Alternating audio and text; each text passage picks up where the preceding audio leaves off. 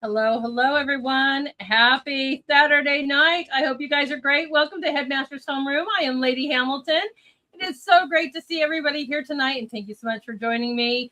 I am super stoked. I hope you guys are having a most beautiful, stress-free Saturday ever. Let's start by saying hello to our wonderful viewers. Yes, I love you guys. Let's say hello to our wonderful people on Rumble. Hey, everybody. I hope you guys are doing great. Thank you so much for joining me. So nice to hear. Nice to have you guys. I hope your Saturday is great. Hello to everybody on X. Thank you so much for joining me as well. Hello to all of our Pilled viewers. Let's get those memes going, right? And hello to all of our YouTube viewers. So nice to have everybody here. What are you guys saying? I'm looking at this. Okay. Nice. Nice. We're already talking about art. So welcome to Art Night. In the meantime, let's do this. This show needs attention. Make sure we help it grow. I might even start tagging more of you guys in the promos if you don't mind, so that we can get this thing out. I'm looking at other shows getting 700 views on those things, on those promos. Let's do better, everybody. This show needs attention. Let's help it grow. Hit those buttons, hit those likes, hit those shares. Share out the promos. Let's do everything we can to bring more people here. And I thank you very much. I appreciate every single one of you and how much love you guys have for me and this show, rocking 4 years strong. So super excited about that. So I hope you guys are all great. Well, I've got some news for you. This happens every once in a while. I'll tell you what, I don't have a guest. I don't know what happened. I'm looking and seeing if where they're at. Tonight was supposed to be Sean Hart, and I don't know what is gotten on. Let's see. He shared it out. I know he shared it out on all his platforms. But all right. We're just gonna just 1 second as I message him. We might just have a fun night here. Wow, this happens every once in a while. I don't know, guys. But you know what? We can do some fun things. You guys get your clips and fun. You know, sometimes what we do on Monday, sharing your fun clips and your music and all that kind of stuff and have fun together for a little while tonight, because that's just what happens every once in a while. Hey, Dada. We got Frosty, Dada, and Nancy. But yeah, we're 5 minutes into the show, so most likely I'm just going to have to cancel that and reschedule that. So everybody, I've messaged him. I don't know. Maybe he's got his timing wrong. He is from the States. I don't know. I do get some reactions. Oh, it's just an art show. I'll tell you what, it's an important show. My show rocks. You know, I'm doing this 4 years. I've had guests from all around the world. Hey, guess what? Okay, now he's here. I thought we were going to have to cancel. Oh my gosh, right? Okay, everyone. It looks like Sean has arrived. So you guys are in luck. It is going to be an arts night after all. How awesome is that? All right, you guys are ready. You are ready. All right, so let me get that introduction going here. Nice to see everybody over there on Rumble, everybody. I see that. JJ, welcome. Nice to have you there as well. Okay, guys, our guest tonight. Let me read our description. Every work of art begins with a simple line. And tonight we're exploring the incredible world of graphite and pencil illustration from our featured artist, Sean Hart. Tonight, we're going to step into Sean's creative journey, where simple pencils and transforms into stunning works filled with depth, realism, imagine emotion. Through meticulous shading, intricate detail, and a passion for traditional drawing, Sean Dermott states that one of the oldest artistic mediums can still leave the biggest impression. So tonight, we're going to take a tour through his gallery, discuss his artistic techniques, favorite subjects, creative process, and what inspires him to continue creating in the digital age. So everybody, I hope you guys are excited. That's right. Let's welcome our dear guest to the stage, Sean Hart. Hello, hello. Greetings. Sorry about the lateness there. Just finishing up dinner and brush my teeth and all that fun stuff. So, well, welcome to the show. That's right, everybody. Welcome, Sean Hart. So nice. Well, tell everybody a little bit about you while I'm grabbing hellos from our audience.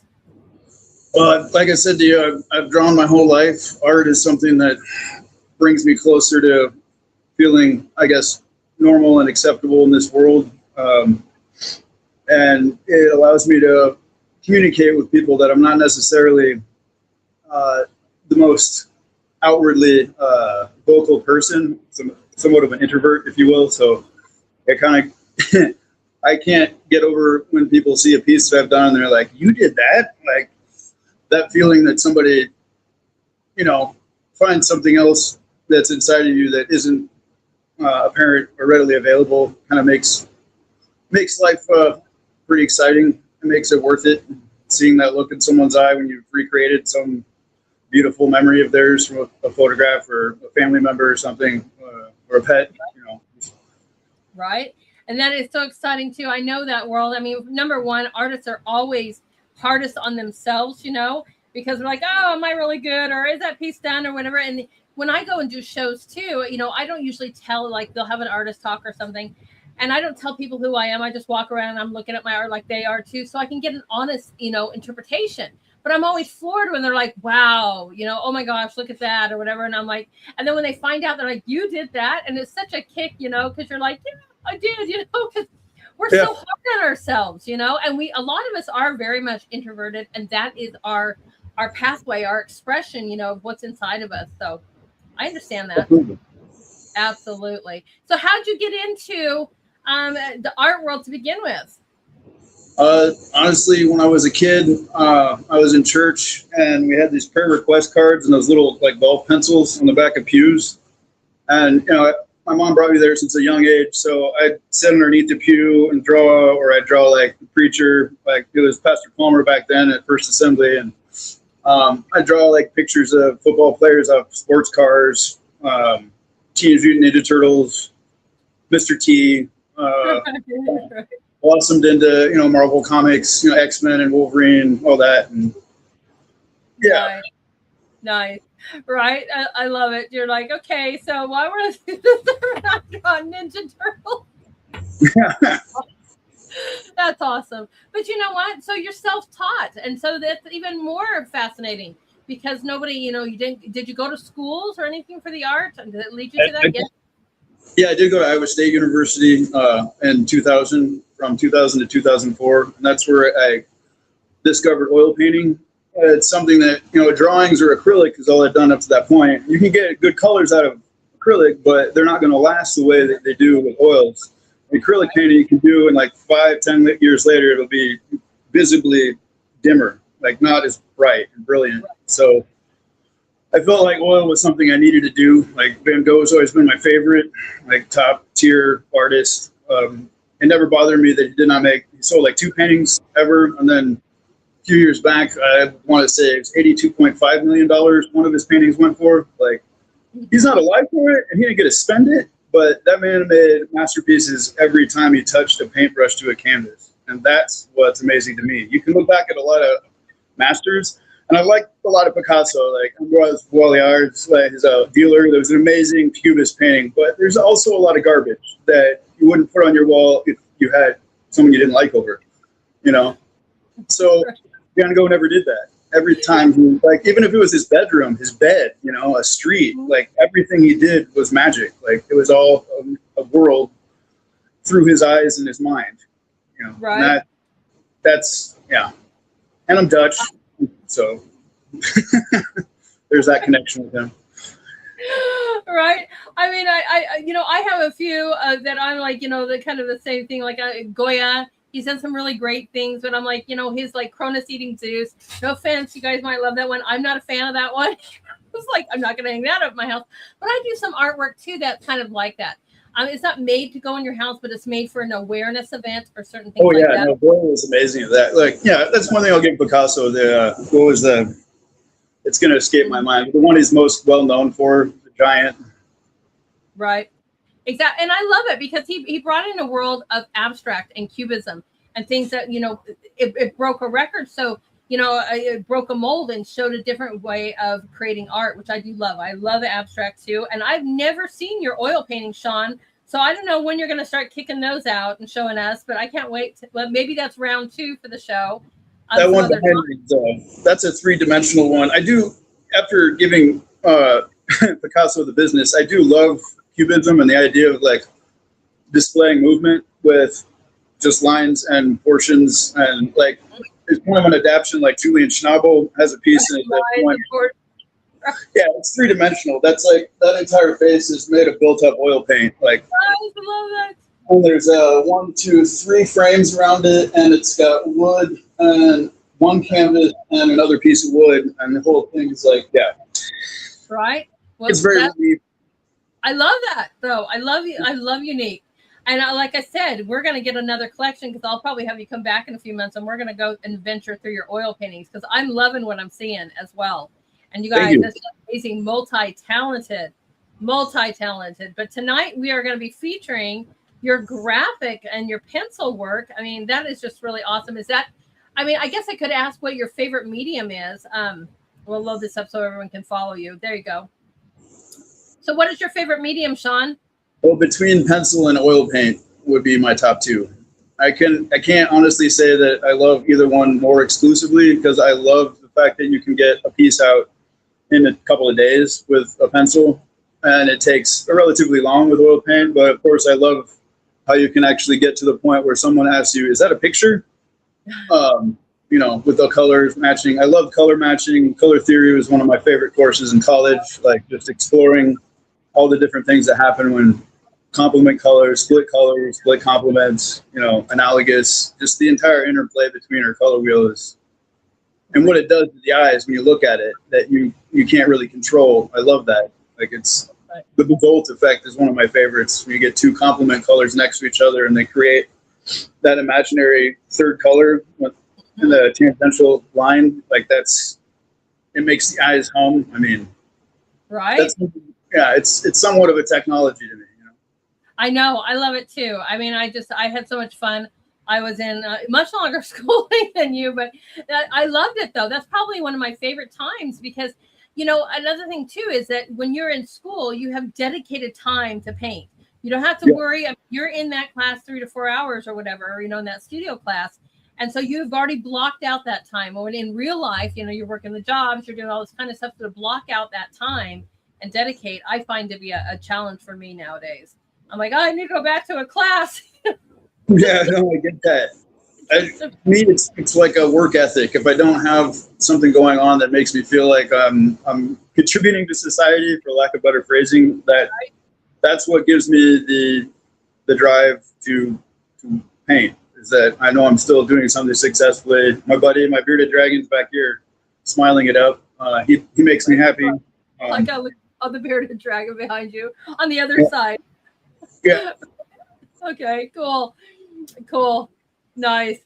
I love it. I love it. I just love the fact that you do multimedia. You know, I'm getting more and more excited about you because everybody we met on X, you know, and so it's really awesome.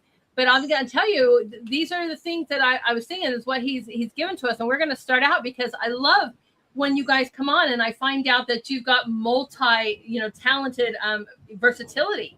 And so exciting. But we're going to go ahead. We're going to start off with your drawings, my friend. And what I'm going to ask you, like, because you do a lot of celebrities. And so what is your fascination with doing celebrity artists? Well, there's a reaction you get from people. It's not unlike when you do like a cover song for a crowd. It gives you, they already have a preconceived notion of what this person looks like. So if they can look at that person that you've created and go, oh, wow, that looks like them, then that's like a bond and a connection that you can't get with just showing them a picture of a stranger or yourself. You know, like they've likely seen many movies with this person. So regardless of whether or not they're like, you know, close friends with them, it's still like it's a common bond that you have with people that, you know. Right. And the pressure's on though, too, because they are famous. People know them. It's like, you know, you better get that spot on because people are like, who is that? You don't want that reaction. Yeah, exactly. Amazing. Absolutely amazing. So we are starting with this. And I love that it's almost monochrome, you know, that you've just got these little spots of color. And I think that's really nice. I don't know. I'm going to ask you what made you choose that kind of choice? Because I think it works really well on this piece. Well, it was a drawing I started a couple of years ago now that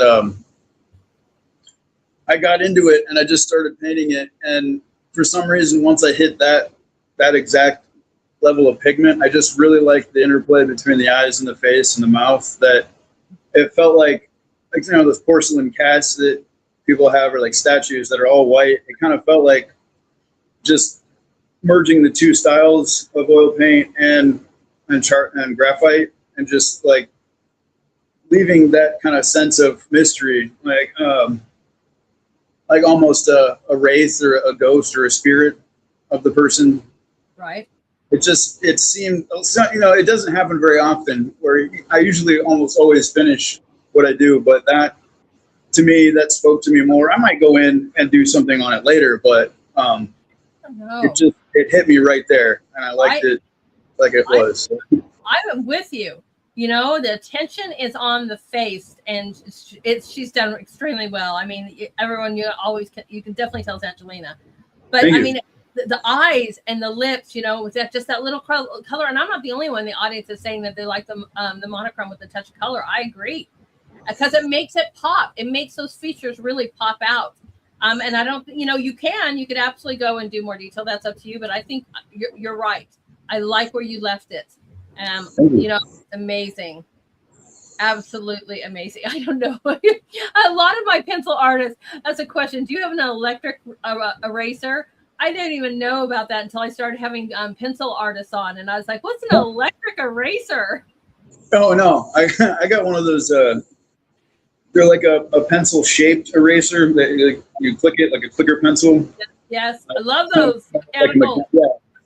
They came out with them. I don't know if they've had them for a long time, but I got them a couple years ago, and I won't look back. I mean, I have that in a kneaded eraser with a magic eraser buried inside of it, so it's just like a ball. Nice. So that's good for blotting, but I really like the precision you get out of the mechanical eraser for sure. Yep, I know. I'm a simple. When I get to something like things, my favorite. I mean, I know they have 6B and 2A and whatever. I'm like, give me a number 2 pencil and give me a mechanical one, and I am good to go. It's funny. 2B is my favorite, without a doubt. Nice. Well, this is a great way to start tonight, everybody. Look at those eyes. Perfect. Amazing. Now tell us about this one. This is a user that's on DeviantArt. It's one of my fellow artist friends. It just kind of came up in conversation. He said it offhand, like, I'm going to draw a picture of you. Like, it almost, like, not like a threat, but like a promise, like, hey, I'm going to draw your picture. So I was like, I'm going to get your picture drawn first. So I picked his profile picture off of his page and drew a picture of him. It's him with like a phantom mask. Right. And nice. What did he say about it? He liked it. He loved it. And he did a drawing of me. And I haven't had anybody draw my picture since high school, probably, or college. And yeah, he did a really good job. He looked just like me. And, yeah. Isn't that interesting? I just had another artist on X do a drawing of me, and you're like totally surprised. First of all, it's like, what makes you even think of doing a picture of me, right? And then you're like, and man, you did a really great job. You're like, wow. It's such a compliment, right? When people do pictures of each other, I think. Did you give it to him? Did you send it to him? I posted it and told him about it. Enigma. It's not Enigma, but like with a Q. Enigma was his name. And he, just like you get certain responses when people actually get engaged with your work and they have more to say than cool or that's good. Or I really like that. They actually like have a story to go with it. Like he did. Right. He did a drawing of Malibu's Most Wanted. I want to say it's Jamie Foxx, if I'm not mistaken. I might be getting that wrong, but I told him my favorite line from that movie was, and when my clothes get dirty, I clean them with bleach. I don't know. He thought that was hilarious. And yeah, he did a really good drawing of Jackie Chan too. So I admire that ability to be able to capture someone's face, that you've never met before. Yeah. Right. Absolutely awesome. Just fantastic. I'm so glad that you honored your friend that way. Oh, I love him so much. He's one of my favorite actors, and I always think of his dance. Yeah. Oh yeah, from that from the Fat Boy Slim video. Yeah. Fat Boy Slim. That's right. I don't know why, because I love him in so many things, but I do. I totally think of him dancing in Fat Boy Slim. That's one of the first comments I got when I posted that on DeviantArt was somebody posted that GIF of him dancing in that. Like, he's that kind of personality. We can bring joy just by reading the ingredients on a cereal box. You know, the way that he carries himself, he's very unique, and he brings it every time to the table. You know, he's amazing. The way he talks, just like, you know, you're doing right, and how he stops and pauses. He's got his own style. I wonder if he's developed that, or if that's, you know, to make his signature, you know, the way he speaks. I think that is just absolutely, you know, a great thing. But, you know, it makes it, you know, who it is. You know, that's him. And nobody else has got that. That's his distinct style. And exactly. I love it. You guys are too, and right, more cowbells. That's right. I know. I love that movie. We might have to load that up later, you guys, so you guys can watch that before we close. Because just remind me, we'll play that. It's awesome. Oh yeah, that's an excellent video. Absolutely. Right, I know, and everybody is loving this. Oh, I know, it's phenomenal, isn't it? Thank you. Right, just so great. And so, do you have I guess certain celebrities that you go after? How do you choose which ones you're going to do? This one's funny because when I did the drawing of Tom Griswold from the Bob and Tom Show, I knew somebody was going to say something rude, but on the Bob and Tom Show fans, one of the guys says, "It looks more like Christopher Walken with a lazy eye." So, you know, like, he was way off. It doesn't look anything like Christopher Walken. So I was like, I'm going to draw a picture of Christopher Walken for you next week, and then you'll be able to see how far off you are. If you're going to try to like critique something, at least try to have a basis in reality, you know. Right. But this particular drawing, I went through about, I don't know, a few hundred pictures before I landed on this one. Like, he has so many different looks, but this one, it just like reaches into your soul. Like, he has this, you know, the character, like in Seven Psychopaths, or, you know, even in Joe Dirt. I mean, he's somebody that comes up and he like takes control of the moment.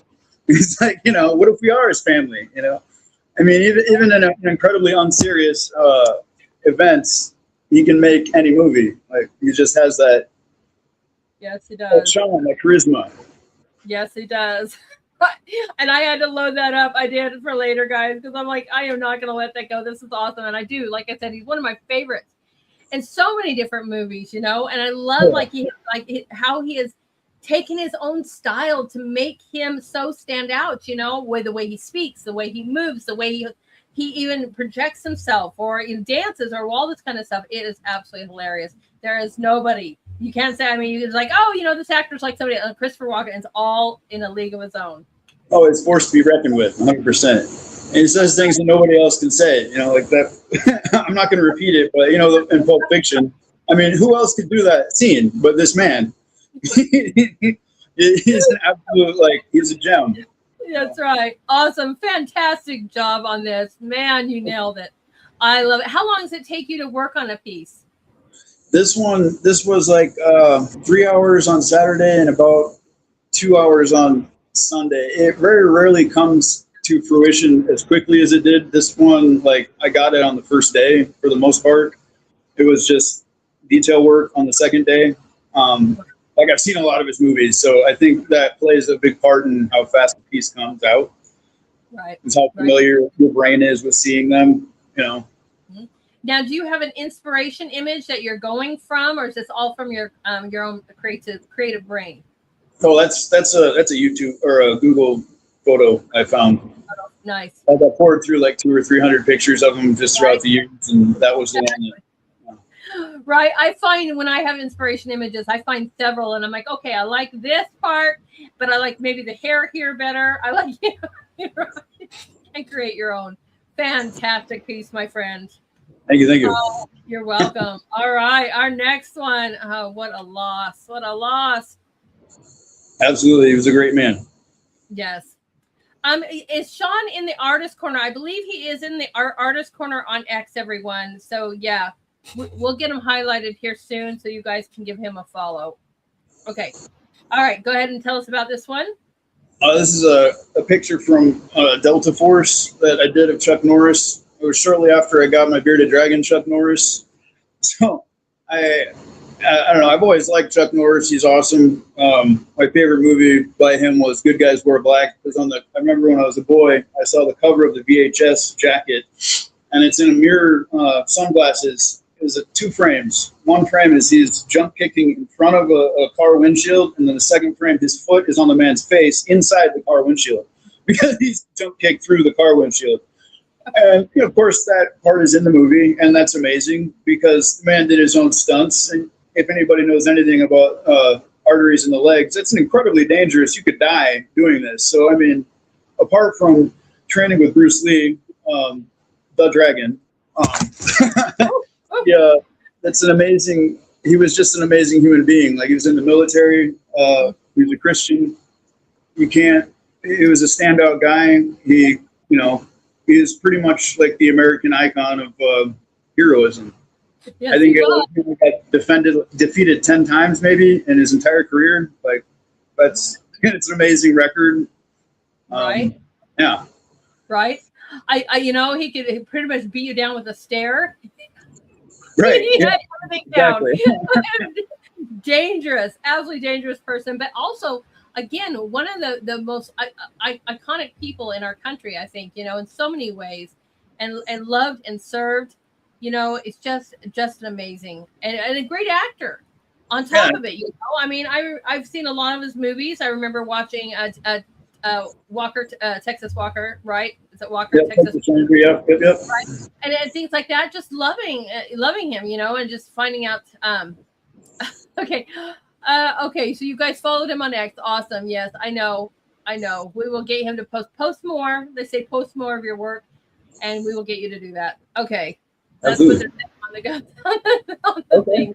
That's what's so great about my community with Artist Corner, because we love to share each other out, and bring our artwork to the world.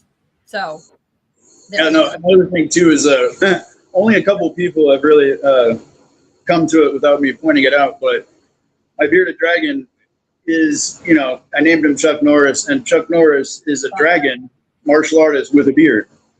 So, like, that's where that's kind of partially where his name came from. Right. And I think I have that picture. I probably didn't put it together, but we have that picture. Oh, all right. Our next one. I mean, you picked some really great ones to actually, capture, and I'm really happy. All right, everybody. Denzel Washington, another great actor. Absolutely. Class act too. Right.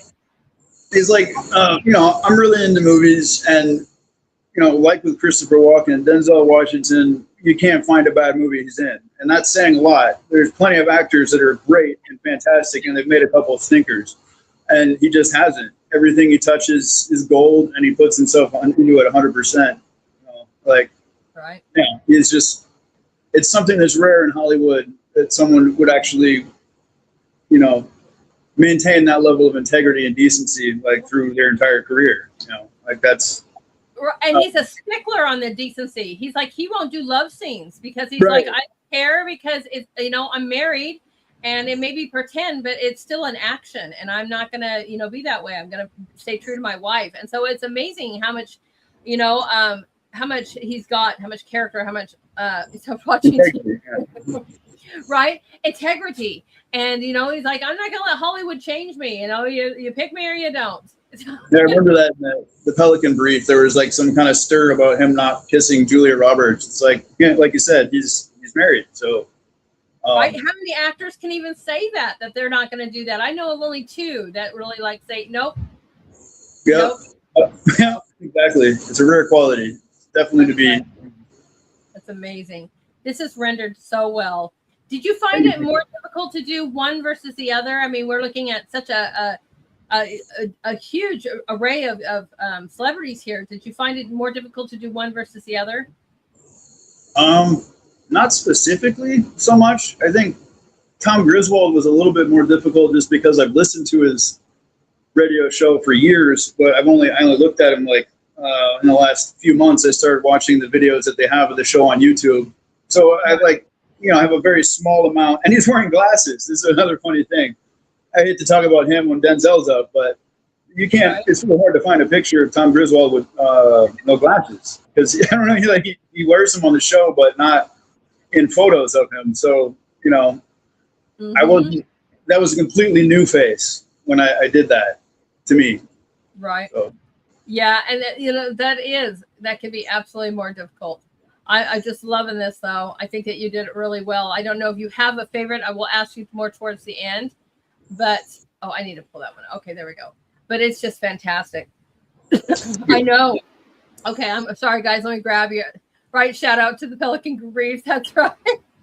Absolutely. Do you have a favorite movie from him? I think Training Day was the one that grabbed me first. Like that, that performance in that movie was a one of a kind. Like him and Ethan Hawke both. I think that was like their pinnacle moment to shine. I like that passenger. I don't know if it was, I'm going to get the number wrong. Probably passenger 457 or something, where he was a pilot going through things. That was spellbinding. Like, I mean, these are issues that are real. Like, and to be able to go through those and to be able to emote those things and have the audience still care about you. I mean, there's a couple other ones too that he's done recently. There's like this time shifting one.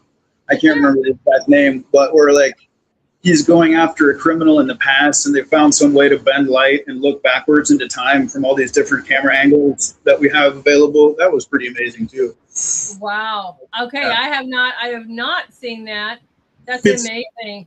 Okay. I'll have to look for it. I've just not been watching whole lot of TV, you know, and then you're always worried too, because a lot of the new movies, you know, like I just want to see a good movie. I don't want to see all the crazy going in there too, but you know, I love that. I said, him, like you can find the most obscure movies that he's in and it's still good. Like he's a magician. Like he's very genuine and he's real. That's right. And yeah. Very good. Very good. We're loving this. I know you guys what are you putting? Okay. Fantastic. Fantastic. Oh, okay. This is the one I think that I first saw you, and that's like my introduction. I'm like, and you were working on it. I was like, oh man, this is looking good. And I was like, wow. And so that kind of, I think, was probably the very first one, and it's probably one of your most recent. And I love it. So tell us about this one.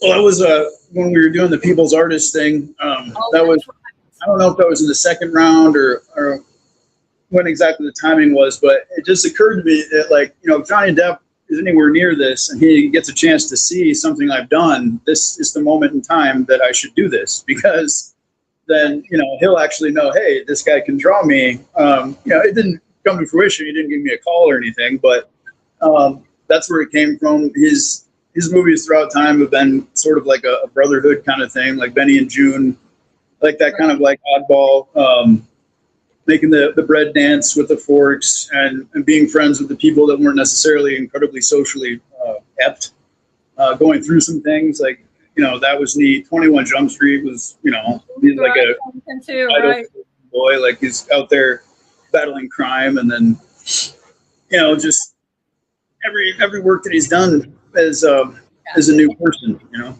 I know, and I talk about shape shifting in characters. I have, you know, he is probably one of the most diverse person I've ever seen out there, because he can go from like Edward Scissorhands to Pirates of the Caribbean to, right, you know, all these different things. There's more I'm thinking of too, but I mean, it's just unbelievable. From serious to comedy to, you know, I mean, I just love it. And I love how he supports the artists, you know. I mean, yeah, I didn't win that one. I know that you didn't either, but it's a great opportunity for us to even try and be out there. Yeah, exactly. And if he hadn't have done it, we wouldn't have met. I mean, it's very possible we wouldn't have met. I don't know. I don't know. We wouldn't have had that connection, you know, like. I'm always scouting out new artists on X, though, and I love it because, you know, I was looking up the other day about promoting your art, and it's really cool. One of the things that Google said is X is becoming one of the most popular places for artists, so go X on that. And so that made me really happy, really happy. So, yeah, I'm always scouting out and looking for new people and things that catch my eye, and maybe it's because we were both sharing the, you know, whatever. But I mean, it's just, he's one of my favorites. I mean, I've loved him in so many movies. My mom even loved him in you know, in Pirates of the Caribbean. She just loved him. I was like, wow. I'm like, my mom's like 85 at the time, and she's like, I just love him. I'm like, really? Out of all these movies, Mom, really? Well, that and like, you know, Willy Wonka and Hunter S. Thompson. I mean, those are Wonderland. I mean, it's just unbelievable. Yeah. Unbelievable. Like, right? if anybody could actually hold a candle to Gene Wilder's performance, it's Johnny Depp. Right? So, Just yeah. so different. Exactly. From gangster to Scissorhands, you guys. Johnny Right, Depp. right. Social quiet and social king. Like, yeah. Right? What a great one. And you know, it would be nice. You know what? Something I always tell my artists too, when you guys do a picture of a celebrity, tag them in it, because even if they just hit a like on it, that means they've seen it. And I've seen a lot of people do that and get even a like or maybe even a little comment. They may not, buy it or want it, but the fact is that they're honored that you do it. So if you're, just FYI, next time you put that out, you can go to tag somebody, and I would do that. I would start tagging the artists. This is gonna date me. I'm pretty good with technology and I keep up with the stuff, but hashtag and tag, I have no idea what those things mean. How do you do that? Okay. Well, when you go to post your picture in your thing, and I'll have to kind of do another video. It gives you a button at the very bottom, and it says, "Do you want to tag anybody?" And so right underneath your picture, you can tag somebody, and it's really cool. It's just an option, but I'll have to have yeah. Okay. Interesting. Okay, I'll give it a shot. Right. And or maybe, I don't know, maybe I'll have to shout you out or something after the show, and then I'll tag Johnny Depp in it for you and be like, look at this, Johnny. We're so excited to celebrate you on my show. I don't know. Maybe he'll see it. Maybe he won't. But that's what we do. It's a good question. What size paper do you use when you are drawing these? It was funny. I just got 18 by 24 today, and I realized I've been misrepresenting. My last sketchbook was 14 by 17. For some reason, I got it mixed up in my head. So 14 by 17 was every picture we're going to see tonight. But right. I just updated to 18 by 24 just because I'd been telling people I'd been doing it, so I might as well actually start doing it now. Right. Yeah. Nice. And the more room I get on a piece, like the more broadest strokes and the closer I can get to the actual size of like the person's head, it makes it a little bit more magical, Exactly. Because, there are people who do miniatures, and that's really, crazy. It's hard for me to do miniatures, but you do. When you have the paper that's basically about the same size as the actual human is, I think you're right. It definitely makes it easier and makes it more complete, in my opinion. Very nice. Very cool. All right, let's look at his neck. There it is. I should have put him with Chuck Norris. You gotta see him. I gotta show him to you here for a second, just because. Okay, can you see him? Hold on. There he is, everybody. There he is. Okay. Awesome. He says, "Nice to meet y'all." All right. That is him.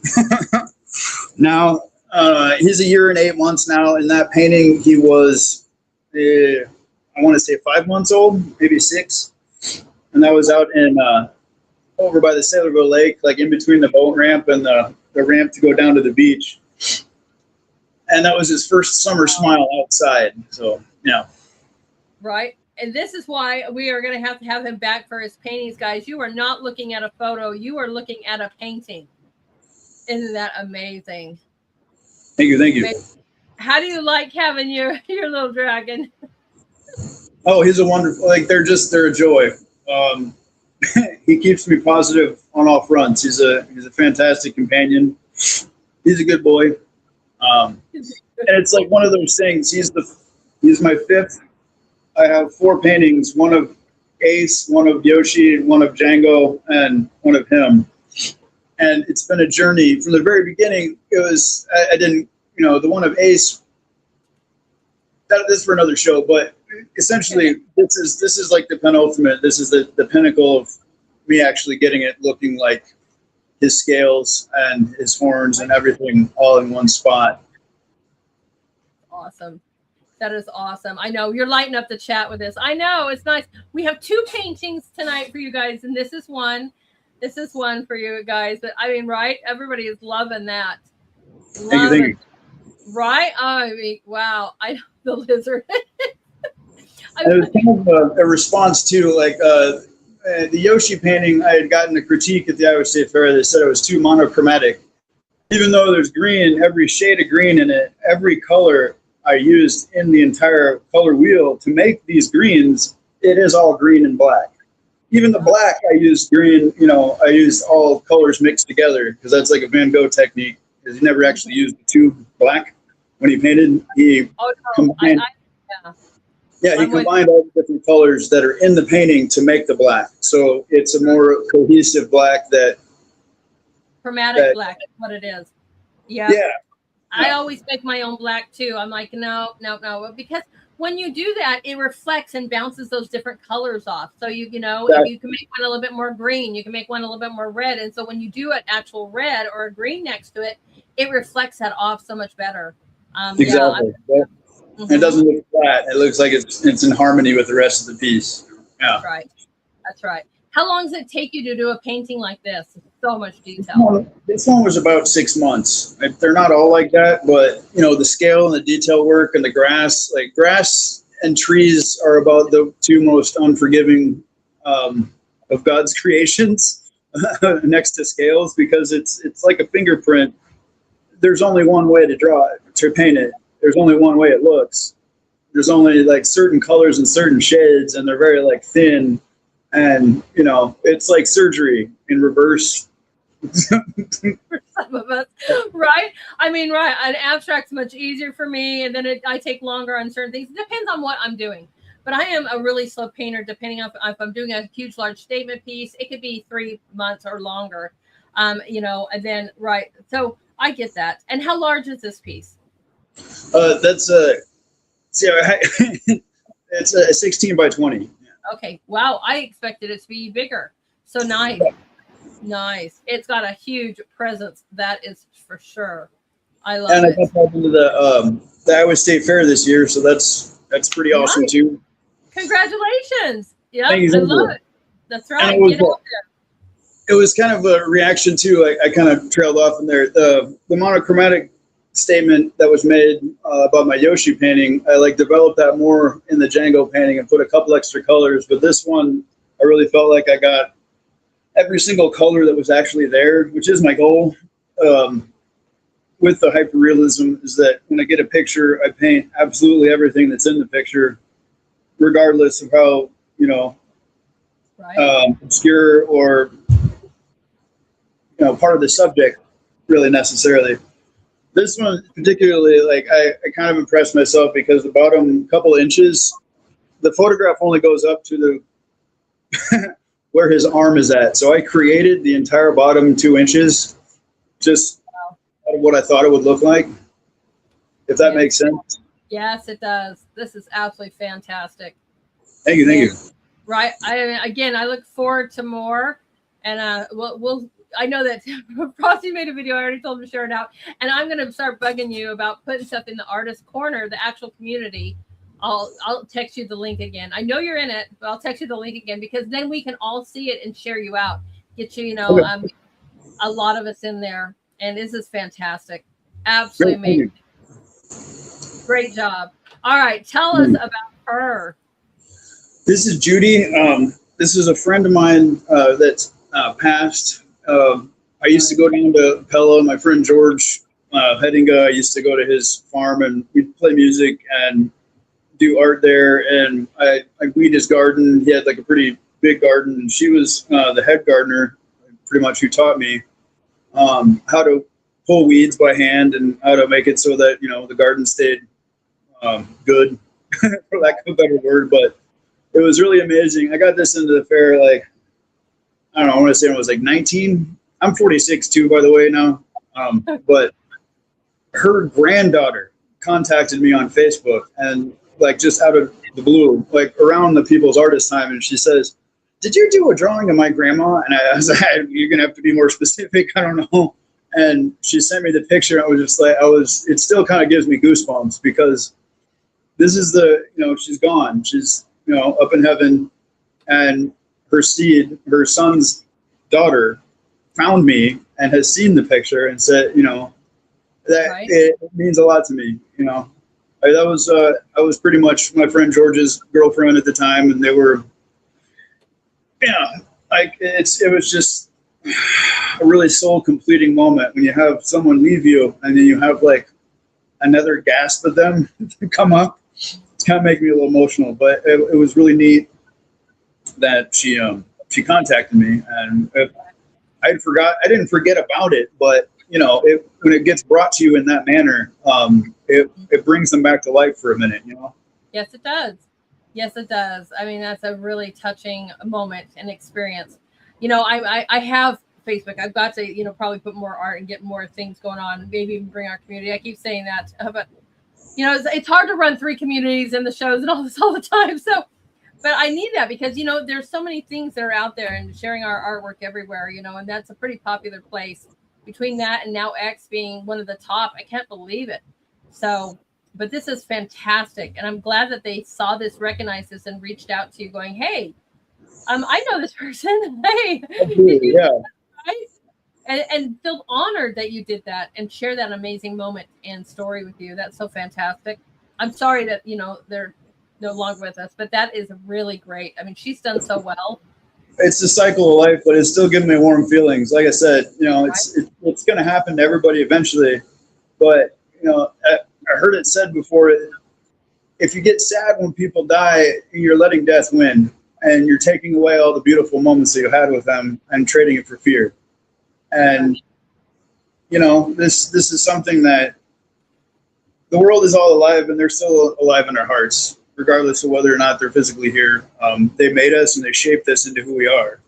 And yeah, that'll never leave us. Nope.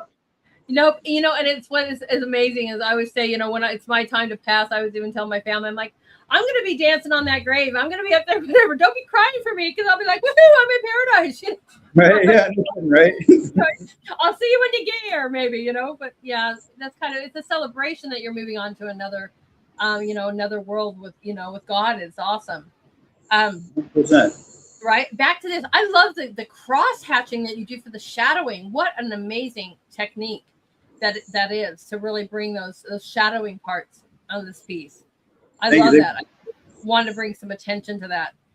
Isn't this amazing? Just absolutely amazing.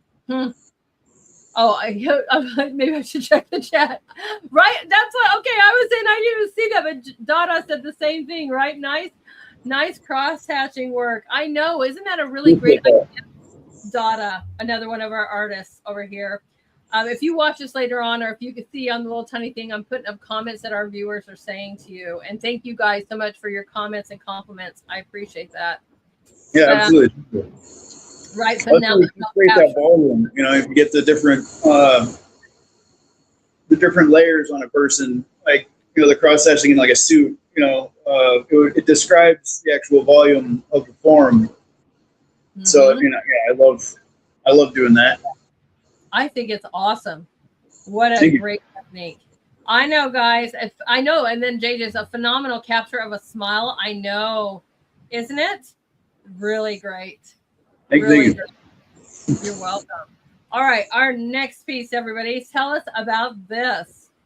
That's my grandfather, Donald Van Steenis. When I was a boy, that's me on the right there. Probably around 6 or 7, I'm guessing. And it's just a picture of him sitting on the couch playing fiddle. He was a missionary for 30 years to Mexico with my grandma Violet. And he essentially learned Spanish to be able to bring Jesus to people in Mexico and be a missionary there. And he was a fiddle player, and he played by ear, and he could play, you know, pretty much anything you can think of. Like Amazing Grace was one of his favorites. And he was an amazing man. He was a force.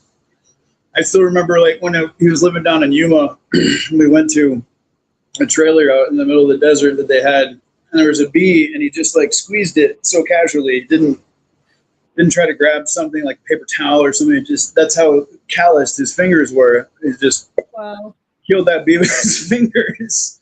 He was that kind of guy. He was just he had, you know, 5 kids. My mom was one of his 5, and it was just amazing. They grew, you know, moved all over the place, and he did farming.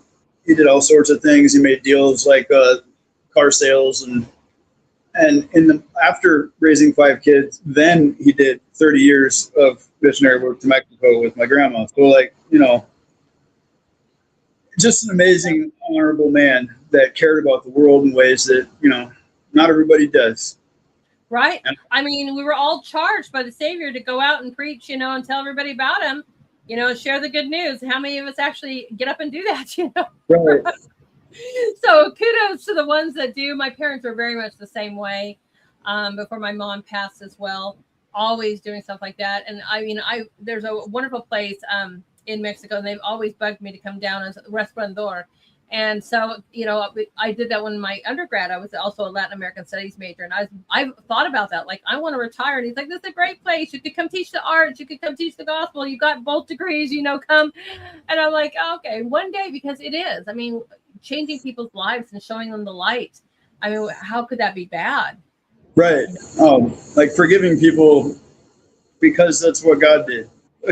Like doing good for people and caring about whether or not they're happy. It doesn't take. It's a Kevin Murphy line from Mystery Science Theater. It doesn't take any more time to be nice. No, it really doesn't. People act like they're in a hurry and they don't have time to be nice. It doesn't take any more time to be good to people. No, it doesn't. Pretty much the exact amount of time. You just gotta care.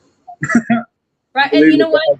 In return, you can get so much more out of kindness. I talk about that all the time in my show and share that out. I hope be the light every day. I mean, how hard is it to smile at somebody or thank somebody? Right.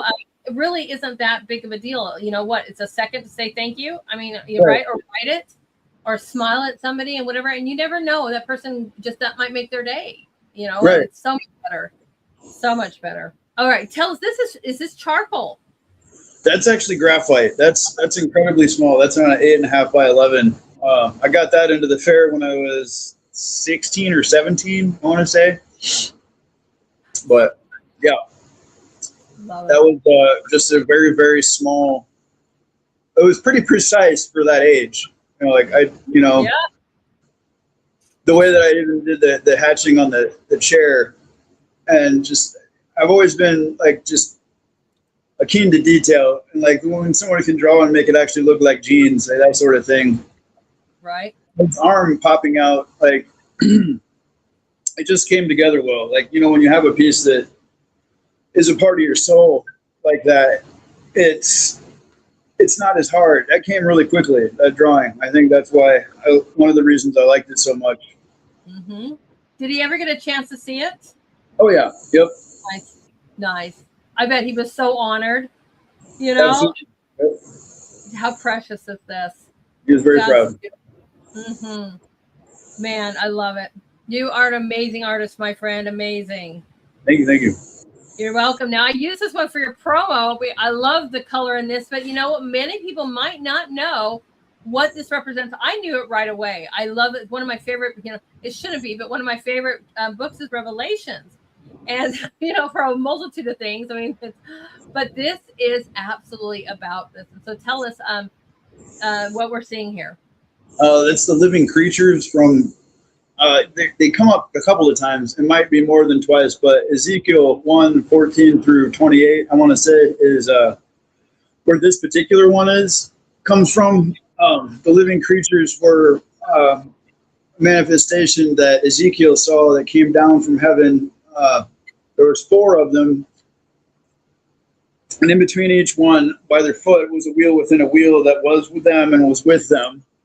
And they rotated and moved wherever they moved, and they followed them. But the description is what got me, I was raised in the church, but this got me back into the Word. But I couldn't read that description and not be drawn in. I've read 2 pages a day since then, last year, just in the cloud of fire and molten.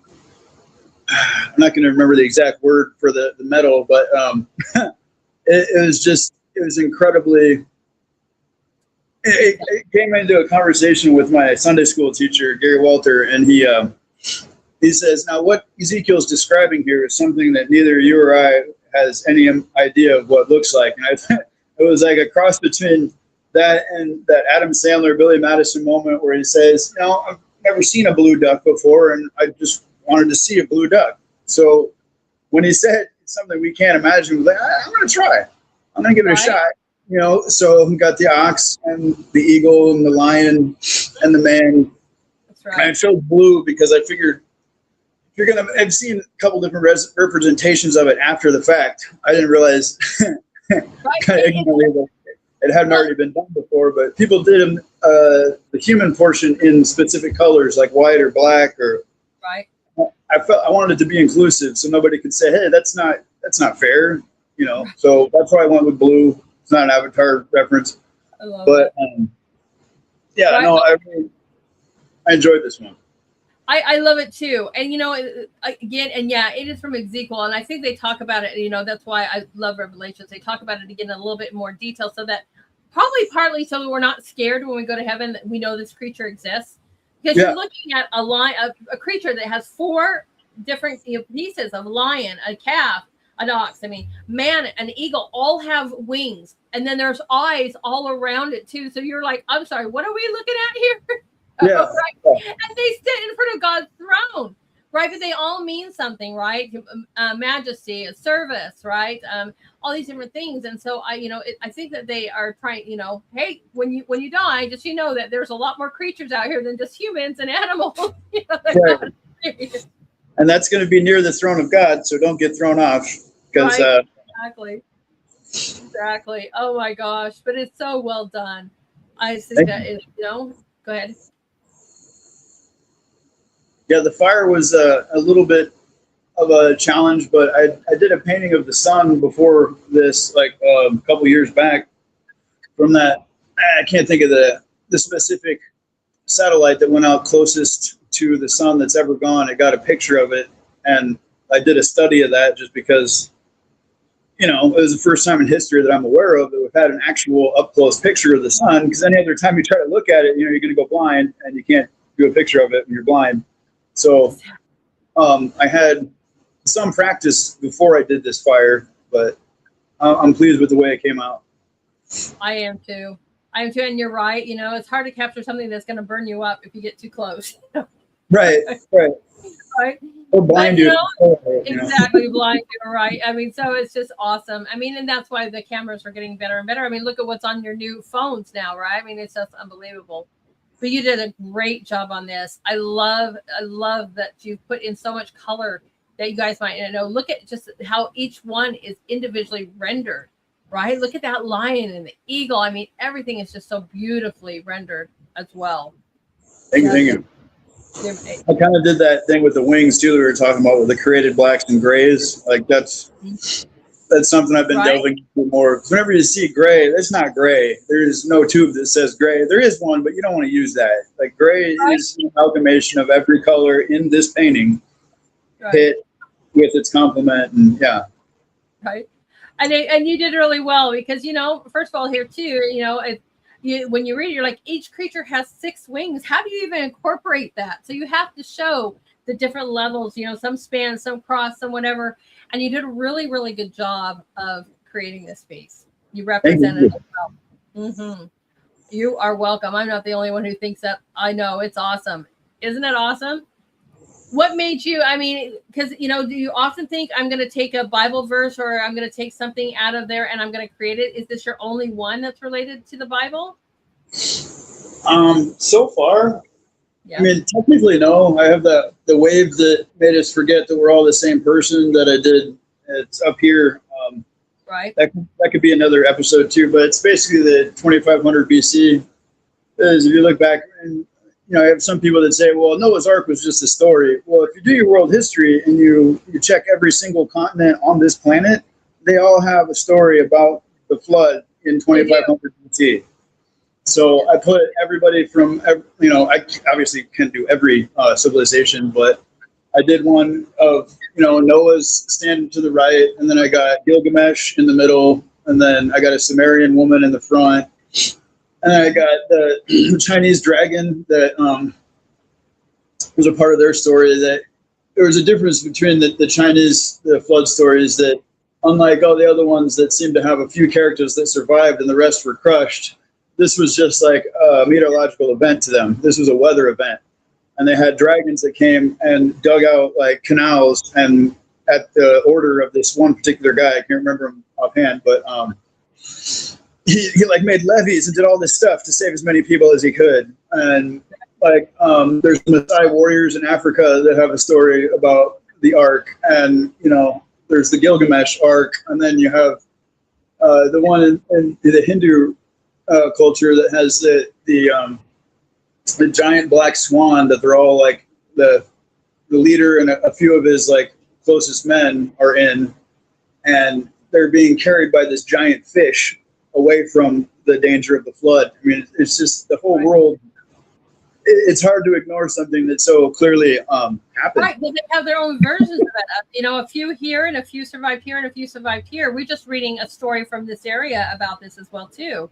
But yeah, I mean, and they call it mythology, and you're like, at some point, when do you stop saying it's mythology? And you're like, wait a minute, these accounts all line up. This all happened around the same time.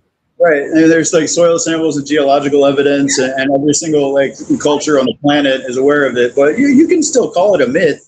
As irritating, like on Wikipedia, that's what it says, the flood myth. Right, I know. So we all had a mass hallucination in 2500, and it's all made up. Like, well, you're really smart. Thanks, Wikipedia. Exactly. No, it's like a mess with history. I had a geology professor too that was taking us around. We're looking at the Grand Canyon or whatever, and he's like, "Okay, and this was from a massive flood." You're just like, right. Yeah. And so, you're just kind of smiling. This is from, you're like, okay, I get it. Oh, nice. All right, tell us about this piece, my friend. That is my pastor, Austin, at New Hope, Austin Weaver. That's the son of the founding pastor. I've been there for like 7 or 8 years now, and like I said, I'm a pretty introverted person, but there's mannerisms and characteristics he had, apart from saying out loud that he was introverted, which I was just amazed at. Like that takes courage to be a pastor if you're introverted. You go in front of everybody and bearing your soul. And he's a very down-to-earth guy, and the first pastor I was able to confide in and talk to. And in an event where I let him know some things that I hadn't really ever talked to anybody in the clergy before about. And the next morning, like the morning after that event, a dove landed on my shoulder, and I got a chance. I took a picture of it. About 6 or 7 pictures of it before it came off my shoulder, and I felt like it was God or my son forgiving me for the way things have happened. And yeah, it was incredibly spiritual. I can't explain how touching that was. It was like knowing full steam that I had just, God heard me and knew that I was not happy with the way things had went. It was a miscarriage that happened in my past, and that kind of pain, you can hold on to it for a long time and not actually deal with it. But that moment when I talked to him about that, and he told me, when you see him next, he's going to meet the best version of you. That's a connection that's worth a lot, because it keeps you going in ways that you didn't know you needed to keep going. It gave me a chance to not give up on, thinking there's redemption for people, and thinking that everybody would just judge me and think poorly of me and not really get where I was coming from. And that's one of the beautiful things about the church, is that you find that acceptance for things that some people might just go, oh, and then, treat you like the plague and not talk to you anymore because it makes them comfortable, Yep. So, I do know. I do know. I think this is a beautiful story. And, it's funny because I did not know the story or who this was, everybody, but he just had a quality. I'm like, this has got to be a minister. I just has that, like that aura, going. Thank you. Yeah, no, he's a good guy. He's a pastor at New Hope in Urbandale here in Iowa. Right. I agree. That is an absolutely phenomenal experience with the dove. I know, not too many people, have that kind of reactions or connections or whatever you want to call it. I mean, I agree. Well, it's never happened to me in my entire life. It's not something you can look at and be like, oh, well, that was just a coincidence. I mean, it can. But happening the next morning after burying that part of my soul that I had kept trapped up for 16 years, like Right. It gave me that feeling God's just next door, and that's a beautiful feeling. It is. And we were just talking about that last night. I'm like, we're never alone. We're never alone, No. And Put this all together. He knows what's going to happen. He's rooting for us. Exactly. I shared that out this morning. I'm like, the sunshine is a reminder that God's cheerleading for you every single day. That was kind of my thing today after my show last night. I'm like, we're never alone. From the sun to these little moments of, I'm going to send a dove your way. I'm going to send whatever your way. I'm going to make somebody call you. I'm going to, whatever. I mean, it's just amazing how much we're thought of. I always get tickled too when somebody says, I was praying and it was inspired. I started thinking about you, or I was inspired to call you. I'm like, God's thinking about me and telling others. It's like just such a thing that, or like sending the dove your way. You are thought about, you're cared about, and you're not alone. It's beautiful. 100%. Absolutely beautiful. Love it. Love it. Oh, thank you guys so much for sharing. I appreciate that. Infantryman, thank you. Liked and shared the show. I appreciate that. Welcome to the show. Nice to see you guys here. Fantastic. What a great story. I hate to leave from that one, but that was amazing. What a great person. So tell us about this man. That's a perfect next picture. That is his father, Pastor James Weaver, the founder of New Hope there in Urbandale, and just an amazing man. He cares about everybody. He's the first person to clap, to say praise God, to raise his hands. He gets out of the church service immediately after every service to get out into the foyer to shake everybody's hand and God and bless them before they leave. Like, he's a real inspiration. Right. And I'll say a little off the cuff things here and there just to kind of bring some comedic qualities to it. And he's an extremely honest person. And, Right.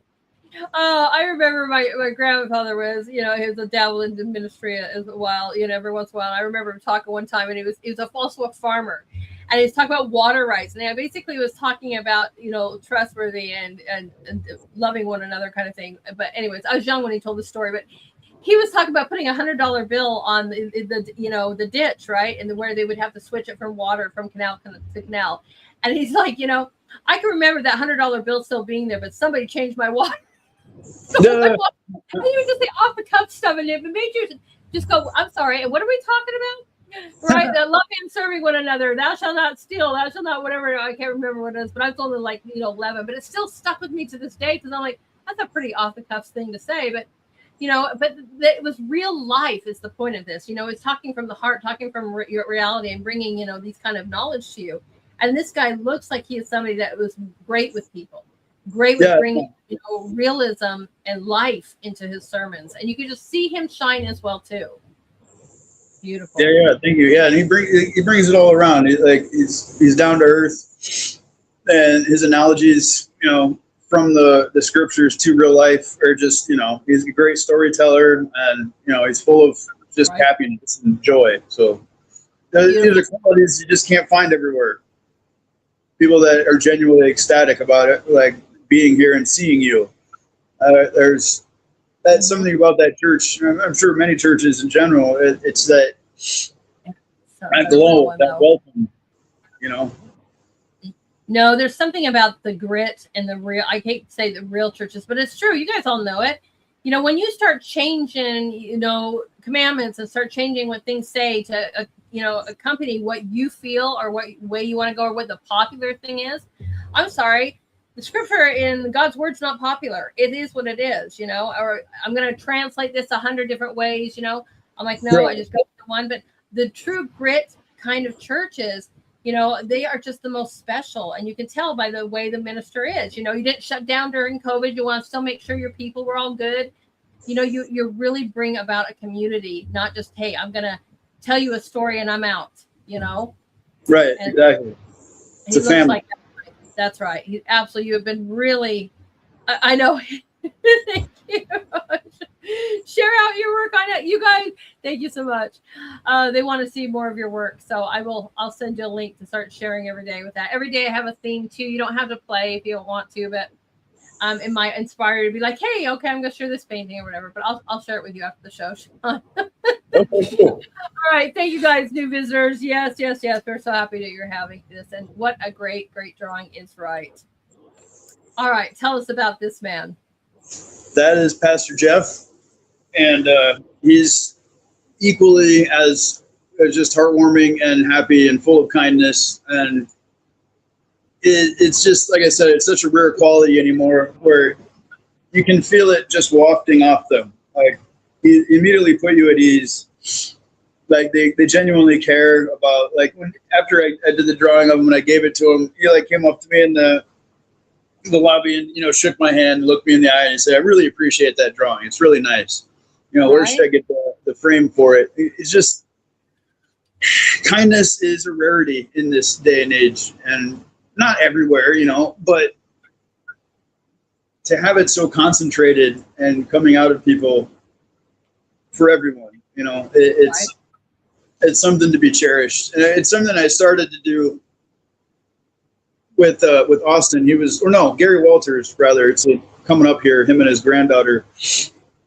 It just occurred to me, you know, I draw pictures of, you know, superstars and actors and all these people that have all this acclaim, but why not draw the people that actually bring good things to me and bring me goodness and bring me light and bring me joy, you know? Mm-hmm. And yeah, that's what these guys do. They're amazing arms of God.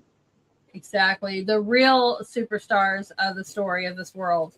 You know, I mean, the celebrities are great. And we talked about a few that really, you know, especially Denzel and stuff. They have great grit, integrity, and stuff.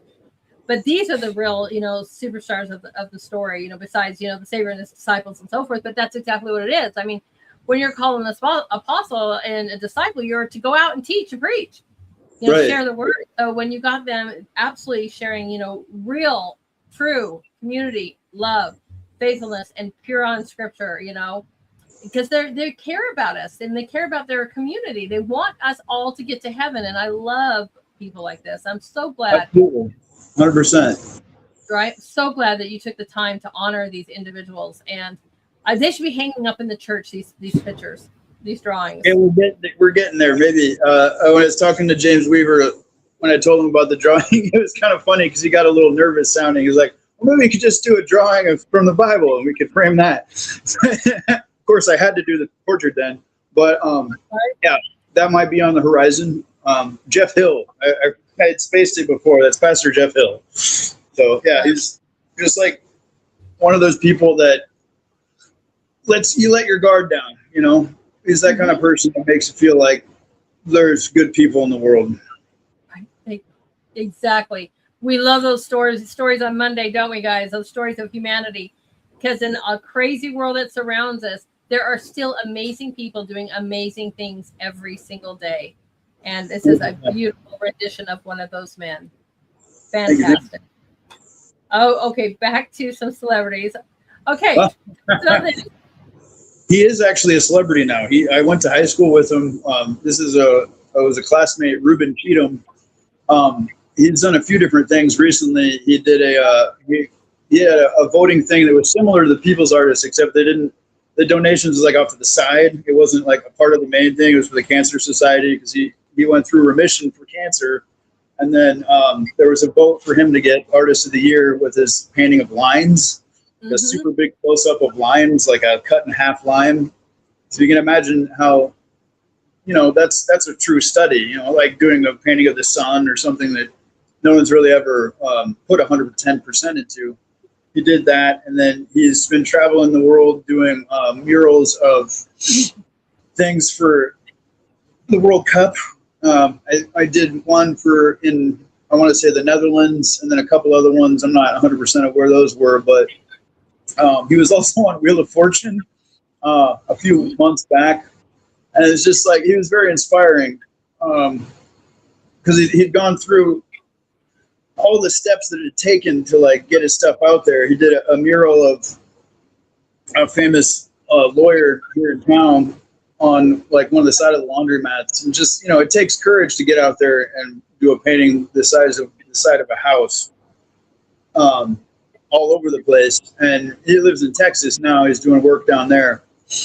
But it's just cool it's very inspirational to know that, I went to high school with somebody and shared space with somebody that's now, they've followed their dream 110%, and, they're making it. It's neat. It is. It is absolutely amazing. I'm pulling that up. Okay, where are we at? I wanted to show that too. Is that the one? Because I don't see him on here. Why do I see a girl? Okay. Anyways, but I was looking that up too, because as an artist, I know that too. And they did a Vibrant World Cup mural. It was absolutely awesome. And so I was trying to show everybody this one, where it's at. I was trying to look for a picture of this because it's amazing, guys. I love murals, and maybe that's why. Is it? No, it's not in the Netherlands. Can you describe it to me? Because they're showing me so many different. What is the one that? I want to say he has a bright orange jersey, and it's on like a really like a sunburst kind of orange. Yeah. Okay, hold on, everyone. He's done several different ones, so that'd be kind of cool if you could find it offhand. Right here. That should be the one. Yes, right. Yeah. That is Ruben's work. Isn't it amazing? Superstar. That's awesome. Good job. I love mural work. And so this kind of stuff is always popping down my way. I've done several murals in Tucson with a group of different artists. So, I guess I'm just always on an algorithm that puts these up here. So that's why it's like, I know this person. I mean, I don't know. That's really cool. Right. Yeah, we went to high school together. Right. Absolutely amazing. And I know. That's one thing. One of the first things. Yep, that's one of the first. That's from him recovering from cancer. There. Right. One of the first things I said to him was like, "Dude, you got huge." Because he was on the Wheel of Fortune. He looked like he'd been bodybuilding. I guess that was a part of his rehab, perhaps.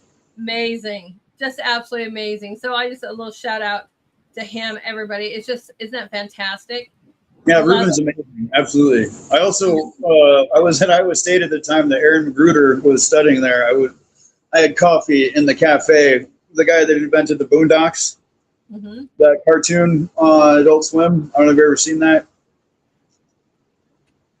No, I haven't. I'm sorry. Go ahead. Yeah, it's called the Boondocks. Like Uncle Ruckus is like a really mouthy old man, and then there's like a little boy with cornrows and a little boy with a big afro. Aaron Magruder is his name, the guy that did Boondocks. But yeah, thank you. Right. I was just putting his name so everybody could go look him up. Sorry, that's why I was like, okay, you caught me for a second. Definitely do that. Yeah, no, Ruben's amazing. Know Ruben as well too. An amazing artist that we're talking about here. But no, so tell me. He actually, after I told him I was voting for him every day, and then we've been kind of keeping in contact. He said, I asked him if he'd want to collaborate on a mural, and he said, "Yeah, sure, sometime when I come back to Devon." So that's like a thrill too. I'd be fun to do. It is so much fun when you realize you're looking at a wall and you're realizing like, okay, this eye or fingernail or whatever, it might be like 3 bricks. I mean, like big cinder block brick, right? Because I've done when there are 3-4 stories and you've got different kinds of ladders and lifts and everything up there, and you're like, that eye is so big. See, that's the thing. I've done a few murals in my day, only a couple, but it's so much easier to work that big. Like when you got a person-sized canvas, you don't got to worry about getting in the lines. You can do like the strokes are natural. They're not. That's why I'm increasing the size of my paper. So I love big. My my normal is a 36 by 40. 48. I love normal. I like to be at the canvas. And personally, I agree. I think it's easier, but it depends. If you're a fine detail, tiny little, that might not be. But with the no. I'm not knocking smaller work at all. It's amazing. That's a science. No, we have an artist in our group that does so good work. I mean, he does landscapes almost even the size of a fingernail, and you're like, oh wow, holy cow! Right, that's TJC works, guys. I mean, you're like, I can't. I mean, his miniatures blow your mind. And you're like, wow. I did do one where I had like this piece of metal that was the exact size of. Oh no, it was a bottle cap that I did stippling of. Like black and white, and made a quarter with a toothpick. Right. That was kind of fun. But. That is fun. You know what? That is a great idea. Thank you. That's why I have wonderful mods. We're going to go back here, right, to Ruben. My mod Frosty says, "Hey, Sean, holler at him and let's book an art night on my show with him in September." So if you want to reach out to Ruben, I would love to have him on my show. That would be awesome. Yeah, absolutely. I'll talk to him about it for sure. Yeah. Thank you. Thank you very much. Yes, I'm booked until. Yeah, my birthday's at the end of September. So say, hey, you know, I was just on this amazing show. She's awesome. She supports arts on 3 different profiles. You know, we're streaming. Yeah, she drew up your mural like that. So, I mean, that'll impress him. Absolutely. All right. Yeah. Tell us. I appreciate that. Tell us about this one here as well. This is my friend Sabrina Bocek from high school. And it's just, you know, there's very few people that, when you get older, to be like 46 or so, you get a lot of people that kind of peel off and become different people and change and maybe don't have time to talk anymore. But she was always a really good friend. And it always felt like, you know, not a day had passed. You know, like there was still that connection, and we were able to just be and talk and hang out. And it kind of dwindles the older you get. There are fewer and fewer people that want to share space. So, you know, I can appreciate that. You know, a lot of people are just kind of like caught up in their own lives or whatnot. And I just felt like she did like, you know, pick me up, and it kind of went with the theme of people, you know, drawing pictures of people that mean something to me and make me feel better about myself, and maybe not so different. That's a magical gift. She's like a social person. I could never have as many friends as she has, not successfully, I wouldn't say. But she in a crowd of people that she doesn't know, she just lights them up. You know, she's a very sociable person, and you know, she has like 4 kids, and these are all amiable qualities to me. It's like a superhero quality to me to be able to be that functional and sociable and creative and create and bring life and joy to every situation, regardless of who it is. Like, that's, you know, she's also Christian, and, you know. Right. Well, I don't know if he does, but some of us kind of thrive on that, like a more chaotic, you know, the more intense, the more, you know, whatever chaotic, if you want to call it, but right, the kids and the whatever, and just thrive on that. And that it just energy just fuels the sunshine that you're portraying all around you, you know, and that the connection with people. And I mean, she just you could see how you've drawn her. She just glows. She just radiates friendship and sunshine and happiness, you know, and it's just beautiful. And people are remarking about her eyes as, man, those are the best eyes they've ever seen. I'm like, right, they're beautiful. Well, thank you. They're beautiful. There is a question though, have you ever done a self-portrait of yourself? Yeah. It's been a minute. I did them more back in college. It's the weirdest thing. Like, I don't know what it is when I look at myself, but there are very many different images that come to mind when I'm drawing myself. Mm-hmm. I'm the worst at drawing myself. Right. There's a very different person that comes up every single time. I can capture other people, but myself, I don't really ever feel like I did a good job. I don't know what it is. Mm-hmm. Like, just certain portions of my face alter and shift. I can try it again someday, but ultimately, after I did a couple that I thought were all right, but I mean, I'm not going to buy it, so why am I going to draw it? Does somebody want to buy a picture of me? I fail to see the practical application. Right. I know. I remember being in school, and I've done a few, and I'm just like, I don't want to even stare at myself to draw that. I've got, you know, because then all of a sudden you're noticing every flaw. You're noticing you're like, no. You know, I don't notice that when I'm doing somebody else's work, but with me and doing your own, you know, own image, I'm just like, look at all those flaws. Come on. Right. And you have like the other side of it, and like, what would people say? And like, oh, you're really in love with yourself, huh? Drawing pictures of yourself? Exactly. I'm like, no, it's in school. They make you do it in school, everyone. They really do. They cry. I end up, crying. And I'm like, oh, it's bad. That was the first time my drawing 230 professor, Cindy Gould, she was a really tough instructor. Right. The kind of person that said something like, if you have any talent, you're hiding it deeper than inside you. It'll be a miracle if you pass this class. And then I did a self-portrait of myself in oil pastel, and she had nothing bad to say. I actually think I made her cry. So there you go. I realized that like that we hadn't gotten to that portion of the class yet. I was doing like my cross-hatching work like dug at her because she was a very mechanical cross-hatcher. She wanted things to be perfectly straight, 100%. And I did wavy lines in my cross-hatching, and that made her sick. She made me redo an assignment, you know, and I was just like, man, this woman's tough. Right. She brought out some good work in me. So it was really nice to be able to watch that page turn and have her be like, hey, you're good, you know. Yeah. I mean, and sometimes you don't please them. I had my most popular piece. I literally was cussed out during a critique. I mean, it was, you know, not like, you know, but it was like, this is effed up. No, whatever. You know, I was like, serious? Wow. Yeah. That's my most popular piece. I was like, okay, so whatever, dude. No, yeah, I don't. Some people get really weird about like their critiques. Like, it's schoolyard. Like, are you mad at me or the person? Are you mad at both of us for bringing you the person? Like, right. I just look and I go, did I meet all the requirements? Did I use? I mean, like, you know, everything I did. Okay, then, you know, what can you say? It's my art. You don't have to like it, apparently. Right. I mean, personally, I would phrase differently. I wouldn't go to somebody's site and be like, this is the most awful thing I could possibly think to say to you for no reason whatsoever. That's not my game. My favorite professor. Good. I prefer to look at things like, you know, I like and comment on them, not like lambaste people that I don't know. It's weird. That's right. I don't know. My favorite professor at the time, she was a visiting professor. She was there for 2 years. She saw that same thing and she was blown away. So it's just, people are weird, you know, and I don't know. That was wrong. I think it's like subject matter sometimes can hit people so hard that they just don't like the fact that you brought them that image or memory or something. Right. Well, you know, it depends. I'm not so popular in my art groups either because I'm different. You know, I'm different kind of artist, but that's all right. We all are, and that's what makes us unique. Tell 100%. Us about this piece. This is Simon Conway from 1040 AM.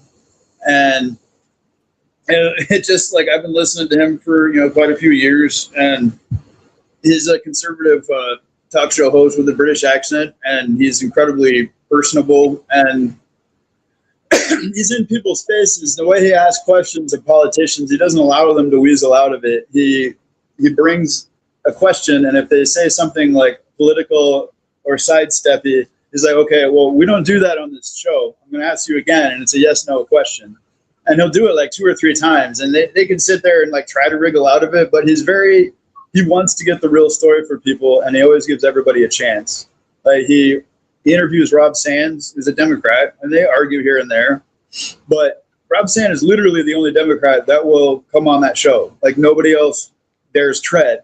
He's a good guy, but like it's just he's really good at bringing points across. And I did this drawing after I started texting. They have that text in line where you can say things, and kind of like develop somewhat of a rapport with him. And I eventually, like a couple months ago, got to be Facebook friends with him, and I just went ahead and posted that on his page. And him and his wife, April, both said, you know, they both gave me a compliment. He said, "Thank you, man," and she says, "You know, that's really."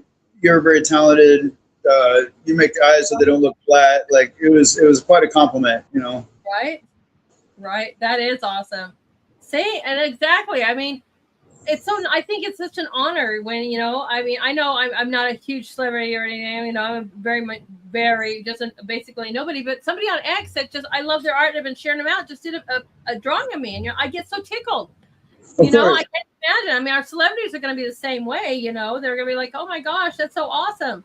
Especially when it's as good as this, you know. You're like... Thank you. Right? That's fantastic. He's a radio personality, and I listened to him for so long, and I never knew what he looked like. So I'm like, hey, well, that's not fair, you know. You listen to him all the time. You agree with most of what they say, and why not? That's right. That is awesome. Absolutely awesome. Good job, my friend. You're welcome. All right, tell us about this man. That's Tom Griswold there from the Bob and Tom Show. That actually got the most the most likes of any. I want to say like 11,000 people looked at that one. Wow. Out of all the drawings, top number. Bob and Tom is incredibly popular, and they're also on Facebook. You can message them or you can email them and stuff like that. So this kind of like interactive radio is something that's happened within the last, it feels like only about 10 years. It's a pretty amazing feeling, like, just to be able to communicate with the people that bring you joy every morning. Listen to the news for an hour and then flip to them so I stop being depressed. And, that's a magical trait, to be able to make people laugh just by having a conversation with your friends. And get people started in the morning. So that's my homage to Tom Griswold. And I actually got a Kostaki, a Economopoulos, one of the guys that's a regular on the show, to like the picture. That was my big victory on that one.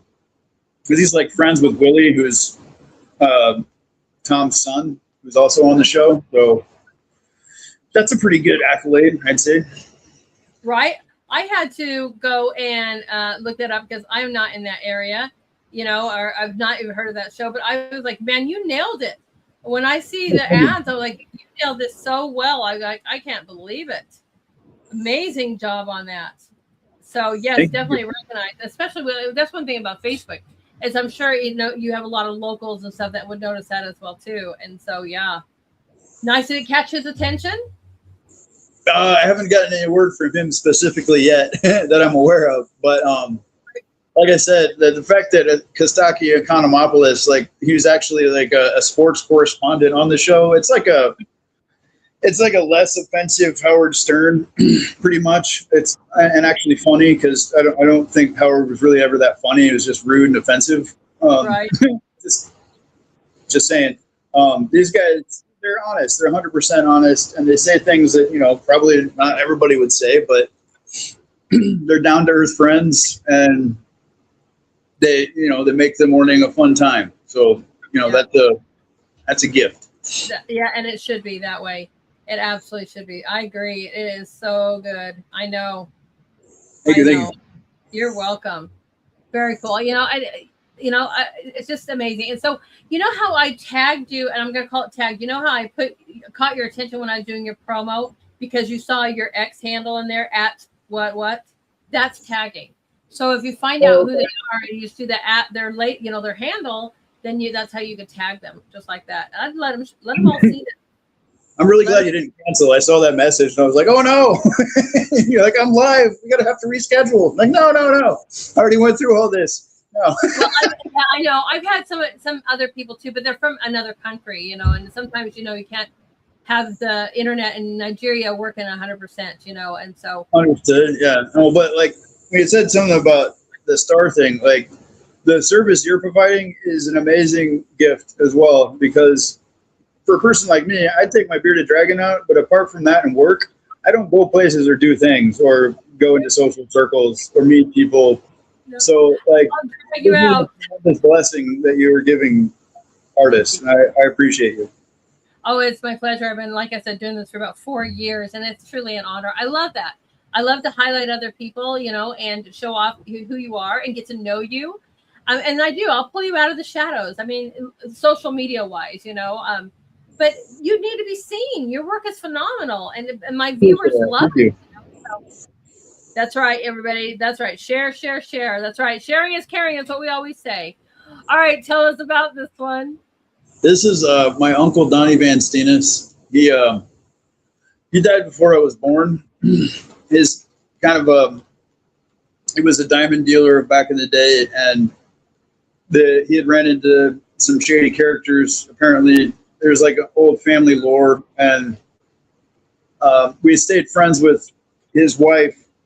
That was together, and his son from her, Shane Van Steenis. I did a painting, I think it's coming up here, of his daughter Taylor and Wyatt. So this is Donnie Van Steenis. Donald is my grandpa's name, so he was named after my grandpa. But he was like a legend in the family because I never met him. They just had stories about him. So it's kind of one of those things that it was sort of magical, you know, like having somebody that's in your family that you never met, but then now one of your cousins is like, you know, your parents' age because of this man. And they live in Missouri. And they're really neat people, and they live in the Ozarks. They have a canoe rental place, Shane Van Steenis and his wife. And yeah, it was just something I did for my mom because she talked about him a lot. And his wife, Carol, we were always like family friends. We went down and talked to him. And, you know, it's a whole new place in the Ozarks. It's a beautiful area. You got natural springs and just nature everywhere. It's a different environment than Des Moines or Ankeny, you know, like Right. you got winding roads that they built around nature. And it's just, yeah, it's a beautiful place. Right. I know. It absolutely is. I mean, and you've got the beautiful rock and the stones that are coming out and then water everywhere. And I mean, you know, yeah, it's a little sticky. It can have a little bit of tornadoes, I guess, you know, but then, you know, what are you looking at? You know, you kind of have to judge. I mean, there's a lot of little places like that. I'm up here in the Blue Hills right now, and I never thought it would be so pretty. And it's like, I love all the different seasons. I love, you know, it's just amazing. That kind of terrain, right? And what it brings to your life too. I mean, get out and get into the nature if you can, as much as possible. 100%. Yeah. Mm-hmm. Amazing. Absolutely amazing. Fantastic piece. Thank you. Right. What'd you say? Oh, you drove your first speedboat at the Lake of Ozark. That's right. That's funny. Oh, no. You know, yeah, and so, sorry, they have like a two rivers canoe thing where you can like get on an inner tube and just float down the river at a very slow pace and just kind of see nature. And, you know, it's right. It's beautiful. There's no place like, you know, there's places that are not quite like that. No, I was laughing because I used to live in Arizona for a majority of my life, and I would go down the Salt River in tubes, right? And it's so hot.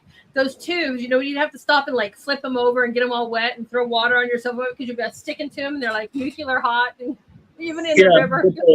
The shirt and just wring it out. Right, you don't have that going on over there in those different areas, you know? Oh, man. Amazing. Amazing. Fantastic piece, my friend. Oh, the next two, these are our last two, but these two, they are probably out of my collection of your drawings. I mean, like you said, you know, the character is with the glasses and, you know, and just so much. I am so excited about this one. So tell us about this piece. This came up when I was on Facebook. You know, with certain celebrities, there's no exact way to know if you've actually spoken to them with social media, except for Simon Conway. That was pretty evident that that's really him. But I got he posted a picture of me with my bearded dragon Chuck Norris on his fandom, and it says 11 million followers. So I'm thinking it was actually him, but like, I can never really say. Like I said, you never know. It was after a post they did of that Only Murders in the Buildings, you know, with him and Martin Short, and I just off the cuff, I was like, hey, it was during the People's Artist thing too. So there's a celebrity that popped into my head because I've always, Steve Martin's hilarious. Like, dead men don't wear plaid, like distinguished gentlemen. From the shirt on. I mean, it was just Saturday Night Live. I mean, he just fantastic. Yeah, just everything he did was magical, and making people laugh and happy is, like I said, it's a superpower. So I appreciated that. I said like a quote like from the these juggernauts of comedy, because that's another thing too. You know, they've been around for a really long time, and everything he does is still hilarious. Like him and Martin Short both. Mm-hmm. It's a joy. It's a fun to watch that show.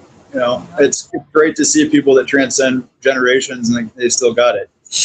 Yes, I couldn't agree with you more because, and you know, again, person, I'm not saying anything bad about them. They're just, you know, they're here to entertain. They're here to make you laugh. They're here to be great. He's also another one that's really, you know, got a huge difference in his stuff, but mainly comedy. I can't, you know, I don't even know if there is one that's not. I have to think about that for a minute. I mean, but yeah. Him and the Power Pack with Martin Short on top of it, you know, they're great friends and they really bounce well off each other, but they're both individually talented as well. I mean, just 100%. They got three amigos, like just, it was all, yeah. And he's a class act too, as well. That's something I was trying to like really focus on. Is there's no like lurid stories about Steve Martin. There's no like he didn't slap a woman. He didn't like he didn't like punch a paparazzi. He's a class act, Like I don't know his political views. Know, he's just there to entertain. I'm like, and that's what I love about certain celebrities too. It's like I'm just here. You don't need to know my personal life. I'm here. This is my job. I entertain you. I'm going to keep it clean. I'm going to keep it fun, and I'm going to, and he's definitely one of those. Exactly. Yeah. That Father of the Bride, and Oh, I love those. I know. I know. So many great ones. And you did such a good job with this. Oh my heavens. Yeah, I'd be tagging him all over the place. I'd be like, oh, I'm sure he would love this. And he plays one heck of a banjo. Does he even play other things? He might. It's pretty talented. Yeah, I have heard him play a banjo. It's pretty amazing. Yes. Multi-talented people. It reminds me of Jim Carrey. Like I saw that. I don't want to say it was at Seinfeld, Celebrities in Cars or something, where Jim Carrey brought Jerry Seinfeld to a studio, and he had like this Andy Warhol sized, like car sized painting of a monkey with a machine gun.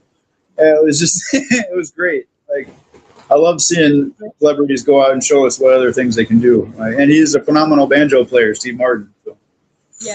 Yes, he is. Absolutely awesome.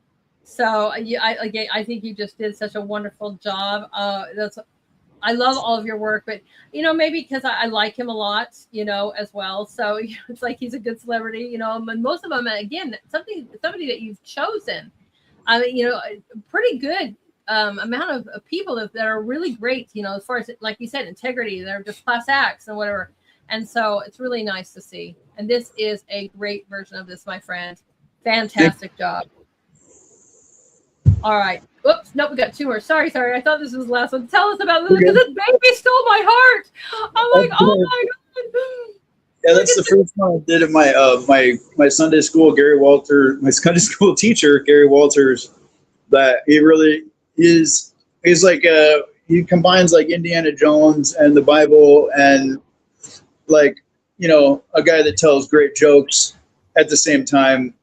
That's him and his granddaughter, Savannah. And I was on his Facebook profile page for a while. And yeah, it's one of the most beautiful pictures I've ever seen. It's just the joy in his heart. So this is my grandbaby, and he made church fun and exciting, and he still does on a regular basis. And like the most honoring part of this is that after I gave it to him, he said, nobody's ever drawn a picture of me before.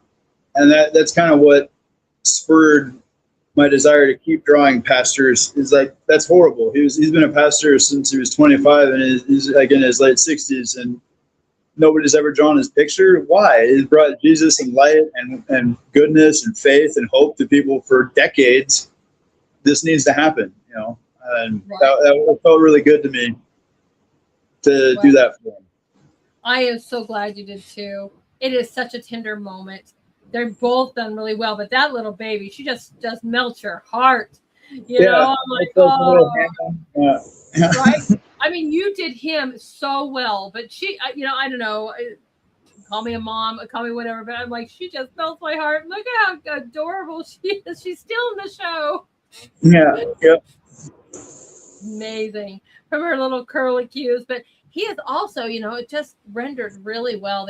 He looks like he is so in love with her granddaughter, 100%. He loves all his grandkids. Yep. Right. And how long did you say he was preaching for? Since he was like 25. He started really young. Like he got saved, and been doing it for like 40 years. So that's a really long. Thank you. That's a really long time to go without nobody ever drawing your picture. I'm really glad. It brought me it warms my heart now just thinking about it. Jeez.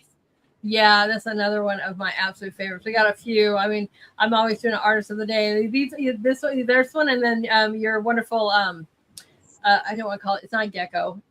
Your little dragon. Right. It's just beautiful. But like I said, how much time did it take to do this piece, for instance? This might have been 3 weekends. Like I generally do it just in 1 or 2 weekends, but I feel like this might have been 3. Right. Because, Right. you got the added detail of both. It really, a lot of it is, you get a different person every time you go in. You look at it the next day after you did it, you're going to see something you didn't see the day before. So, Right. like, by spreading it out, you get more of a complete drawing. Right. And you're doing 2 people. You're rendering 2 people, not just one, as well. So there's totally different characteristics and, shapes and contours and shading and, all that kind of skin tones, all that kind of stuff. And yeah, I could see it being a little bit longer because, yeah, you've rendered both of these people, the baby and the man, really, really well. Just fantastic. Amazing. All right, everyone. Our last piece is a painting. You got to tell us about this. Oh, thank you. That's one of the ones I did during the People's Artist thing. That's, you just saw Donnie Van Steenis. That would be the father of this girl's father. Shane Van Steenis is her father, and Donnie was Shane's father. So this is Taylor and Wyatt and their wedding that they had in the Ozarks in Missouri. Eminence is the name of the town. And that's a hot spring behind there. That's all mineral springs coming out of the ground, like millions of gallons a day. And there's like up to the left, there's a mill that gets operated by that. And yeah, I've been to that specific spot many times in my life, and it's a very beautiful spot. And right. Yeah. I love it. Love the outside for, weddings and things like that too. Because yes, nature is so beautiful. I love hot springs as well. Mineral springs. So much fun. So much fun. I know. Isn't it beautiful? It's a beautiful painting of right? Just amazing. Thank you. Did they, how did this go? Did they give you a few photos to choose from? Or did you take the picture yourself? How did they come about? This, it's kind of funny because they kept giving me like tiny pictures. Like he'd send my mom pictures on the phone. I'm like, I can't do a painting from that. Okay. Like I gotta have it so I can zoom in on it at least. So finally, after like browbeating him for a few months, I got like an actual wedding photo of him. Nice. And I took that and then blew that up and then, yeah, did the painting for him. Exactly. I'm laughing because sometimes I get that too. Even with artists that come on the show, don't send me a thumbnail. I can't do anything with I can't do anything with that. If I blow that up, it's going to be like 7 pixels. I can't. I got imagination, but I'm not a miracle worker. Gotta give me something to work with. I want to show off your work, and I don't want it all distorted and whatever. And I've had artists that send me like thumbnails because it's sometimes when you're emailing them to me, so you have to send me 10 emails because you can't put all the attachments in. But right. I'm like, I can't do thumbnails, so I get that. And how are you supposed to paint from a thumbnail too? You're like, right? No, like I said, there's only so much you can do if you don't have a very high resolution image. So. Exactly. I was pleased to send me an actual wedding photo, and yeah. I'm so glad. This turned out so beautifully. So thank you. I'm sure they were thrilled to death. Yeah, they liked it. Yeah. Framed it and gave it to him, and then be like, "All right, here's your wedding gift." Yeah, right. A year later, but still, yeah. Fantastic. My hand, you are awesome. All right, my friend. So as we leave here tonight, first of all, thank you so much for being my guest. What a great honor it is to get to know you and show you off. But we always finish with some inspiration because a lot of viewers are artists and maybe they want to try or maybe they don't. But what would you have to say to them as they think about maybe I'll dabble in that field? What would you say? Well, it's a place I can go that. Oh, good. This is a good ending, right? Okay, let's go back. Come on. How do I do it? Okay. Whoop. And he left. Oh my gosh. Oh no. He must have hit the wrong button. Wasn't he awesome? Isn't that great to know and get to know a new friend? Oh my gosh. It was awesome to meet our wonderful Sean Hart, a new friend to our Artist Corner family. I did send him the link again because I think he might have forgot he's in the community. But I'm like, share your art so that we can all share him out as well. If you see him in the community, make sure you guys all give him a follow. I have that up here for my new viewers that are joined me later. There he is. There he is. Okay. What a awesome. That's a fantastic ending. So for the inspiration, goodbye. No. Good like, luck. Goodbye. I don't like that question. I'm going to leave now. Oh, no. For me, it brings about the part of the day, you know, you got everything else going on. You got work. You have all these expectations and all these weights crushing you. I throw the music on as loud as I can without making neighbors hate me, and I go into that other place, and it's just me and the canvas or the paper, and it's a part of me that gets to not be silent anymore. It's kind of like a primal scream of sorts in nature. It's a part of you that you can't put into words, but once you do and you put it on the paper, people can see into your soul in a way that they can't with just words. It's a direct connection with people. That it's a beautiful thing, and yeah, it's always been there for me as another world. You know, that it parallels this world, or is in tandem with this world. That is this world, but it's like a way to give back. So I really enjoy that. I do too. That's very nice. Very nice. And then everyone is saying how wonderful that you are. And I just dropped your handle in the chats, everyone. That's his handle on X. So make sure you go and give him a follow.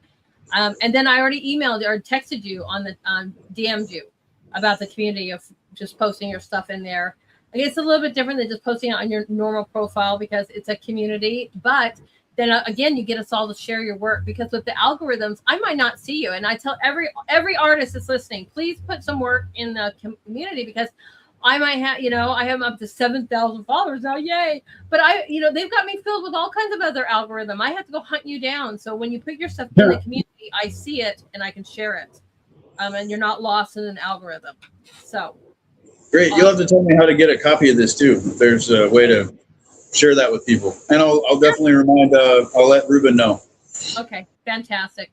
I'm so excited. I will send you all the links, because today we were on X, we were on Pills, we were on YouTube, and we were on Rumble. So awesome. Cool. Very cool. Thank you so much. Go ahead. I know 2 of those. I have no idea what Rumble is, but that's cool. Rumble's the place. When they started, kicking us all, heaven forbid, like I had a private school, art integrated. I would say, all youth are possible. No, you're kicked off of Facebook. I got kicked off of Facebook for saying that with my own private school. And YouTube is crazy. Heaven forbid you even mention something, that they don't like, you get kicked off. I'll have an artist that's the musician on the show. We're playing their music, and they're like, nope, we can't have that music violation. I'm like, it's his music. Yeah, that's weird. That's awkward. So that's cool. Right on. So Rumble doesn't do that, and it just gave us another platform to be on. And most of our viewers tonight are watching us on Rumble. So cool. I'll check it out. All right. All right. We will. All right. I will see you on X, and we look forward to seeing more of your work, my friend. And we'll get you back here in a few months, and we'll look at some more of your amazing artwork, if you don't mind. Absolutely. That sounds good. Awesome. Have a beautiful night. Thank you. You as well. Appreciate it. Bye. All right. Awesome, guys. Okay. So as I said, we saw so many wonderful celebrities. He was just absolutely fantastic on doing so many great ones. The very beginning, if you missed it, he did Christopher Walken. He's done Steve Martin, right? He's done all these great things. So we're going to say good night to our YouTube so we don't get in trouble. So, and we're going to say good night, YouTube. Thank you so much. We will see you again next week for Artist Night. Bye-bye.